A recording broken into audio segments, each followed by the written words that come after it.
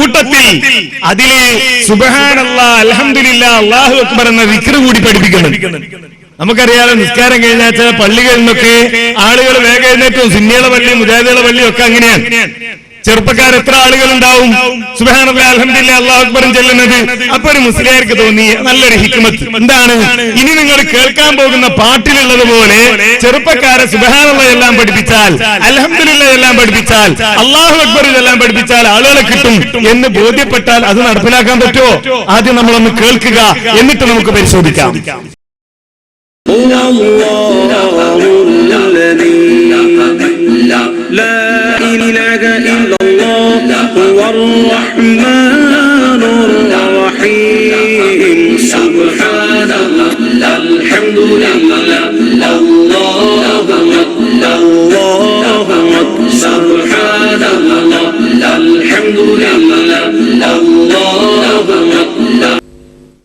അപ്പോ നിസ്കാരത്തിൽ നിന്ന് സലാം വീട്ടിക്കഴിഞ്ഞാൽ സുബ്ഹാനല്ലാഹ് എന്ന് പറയുന്ന നേരം ഒരു മുസ്ലിയാർ അവിടെ എഴുന്നേറ്റ് നിന്ന് മിമ്പറിന്റെ അടുത്ത് നിന്ന് സുബ്ഹാനല്ലാഹ് അൽഹംദുലില്ലാഹ് എന്നിങ്ങനെ ചൊല്ലിക്കൊടുക്കാൻ തുടങ്ങിയാൽ ആ ചെറുപ്പക്കാർക്കൊക്കെ തോന്നുന്ന തരക്കേടില്ല.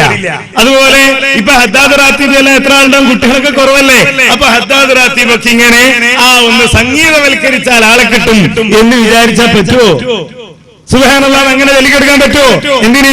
ഇതൊക്കെ നമ്മളെ പണ്ഡിതന്മാര് കണ്ടെത്തിയ ഹിക്മത്താണ് എന്ന് പറഞ്ഞാൽ അത് ദീനാകുമോ സഹോദരന്മാരെ? അത് സുന്നത്ത് ജമാഅത്താകുമോ? അതാ നമ്മൾ ആലോചിക്കേണ്ടത്. ആരാ സുന്നത്ത് ജമാഅത്ത് എന്ന്? അല്ലാഹു സുബ്ഹാനഹു വ തആല അവന്റെ റസൂലിലൂടെ പൂർത്തിയാക്കി തന്ന ദീനുണ്ടല്ലോ, അതിൽ തൃപ്തിപ്പെടുകയല്ലേ നമ്മൾ വേണ്ടത്? അതാ നമ്മൾ ചൊല്ലുന്ന ഒരു ദിക്ർ, റളീനാ ബില്ലാഹി റബ്ബൻ വബിൽ ഇസ്ലാമി ദീനൻ വബി മുഹമ്മദിൻ നബിയ്യാ. ഞങ്ങളിതാ അല്ലാഹുവിനെ റബ്ബായി തൃപ്തിപ്പെട്ടിരിക്കുന്നു. ആ റബ്ബാണ് ഞങ്ങളെ സൃഷ്ടിച്ചിരിക്കുന്നത്, ആ റബ്ബാണ് ഞങ്ങളെ സംരക്ഷിക്കുന്നത്, ആ റബ്ബാണ് ഞങ്ങളെ നിയന്ത്രിക്കുന്നത്, ആ റബ്ബാണ് ഞങ്ങൾക്ക് എല്ലാം നൽകുന്നത്, ആ റബ്ബാണ് ഞങ്ങൾക്കെല്ലാം തടയുന്നത്. അതുകൊണ്ട് ആ റബ്ബിനോട് മാത്രമേ തേടുകയുള്ളൂ എന്ന്, ആ റബ്ബിന് മാത്രമേ ഇബാദത്ത് അർപ്പിക്കുകയുള്ളൂ എന്ന് ഞങ്ങളിതാ പ്രഖ്യാപിക്കുന്നു എന്നല്ലേ നമ്മൾ പറയുന്നത്. തീർന്നില്ല. വബിൽ ഇസ്ലാമി ദീനാ. ആ നബി സല്ലല്ലാഹു അലൈഹി വസല്ലമയിലൂടെ അല്ലാഹു പൂർത്തിയാക്കിയ ദീനുണ്ടല്ലോ, ആ ദീന് ഞങ്ങൾ അംഗീകരിക്കുന്നു. എന്താ ദീനിനെ പറ്റി പണ്ഡിതന്മാര് പറഞ്ഞത്?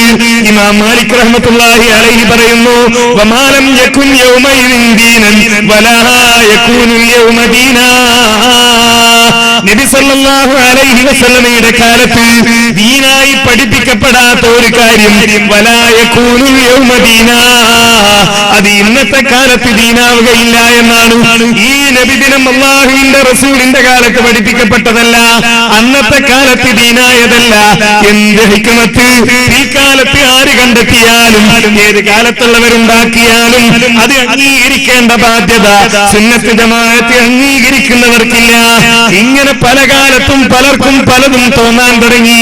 ചില ആളുകൾ റസൂലിനെ മദ്ഹ് ചൊല്ലുന്നതിന് പുതിയ രൂപമുണ്ടാക്കി.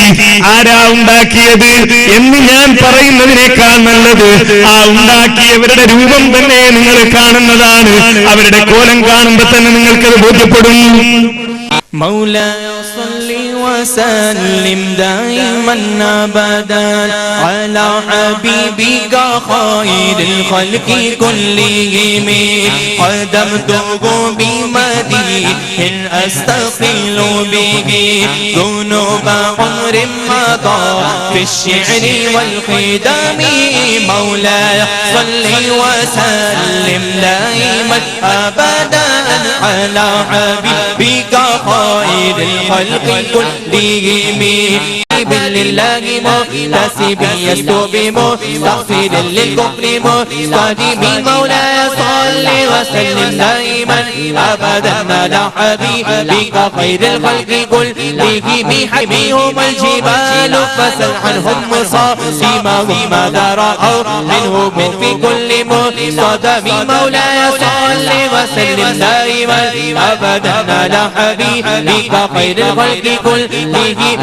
فسل حنينا وسلما وسل أحدا فصول ذات لهم أدهى من المقام مولاي صل وسلم دائما أبدا على حبيبك خير الخلق كلهم المسدر البر حمرا بعدما ورد فينا الحدا كل مثبت من الإمام مولاي صل وسلم دائما أبدا على حبيبك خير الخلق